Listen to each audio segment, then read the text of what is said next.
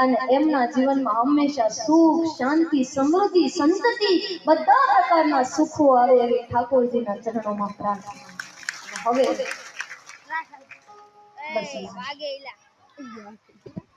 मैं તમને 7 દિવસ કથા સંભળાવી અને તમે સાંભળી તો મારા શબ્દોથી કોઈને દુઃખ લાગ્યું હોય, કોઈ ઠેસ પહોંચી હોય, કેમ કે મારા ગુરુજી કહે છે જે નરક લોકમાંથી આવ્યા હોય ને એની વાણી બહુ કડવી હોય।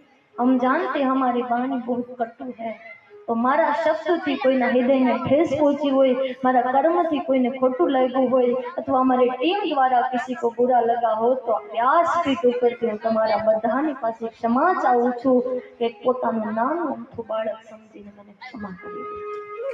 અને હવે 7 દિવસ મેં તમને કથા શ્રવણ કરીને તમે કથા શ્રવણ કરી તો તમે કઈ દેવાના અધિકારી થયા અને અમે કઈ લેવાના અધિકારી।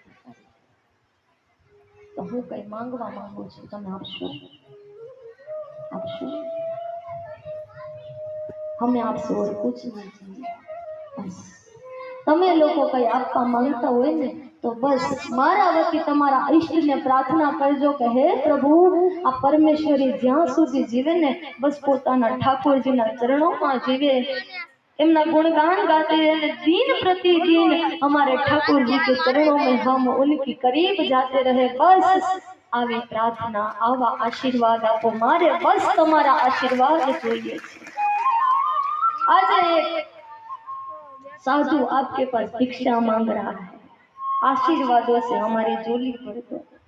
हम तो उनके दास बहुत छोटे से हैं, आ तो संतों ने कृपा से कि यहाँ बेसाड़ी दीधा छे, बाकी किसी काम के थे नहीं, कोई ना पूछे गाओ, ऐसी ठाकुर कृपा वही पूंजत लागे पाव। तो વધારે ન કહેતા આપણી આ કથાનો જે ફળ છે, પુષ્પ છે, ઠાકોરજીના ચરણોમાં અર્પણ કરતા અથવા કોઈ ભૂલ થઈ હોય તો એને ભગવાનના ચરણોમાં અર્પણ કરતા બધા લોકો પોતાના બંને હાથ ઉઠાવે, નેત્રો બંધ અને હું જે મંત્ર બોલું એને દોહરાવવાનો છે।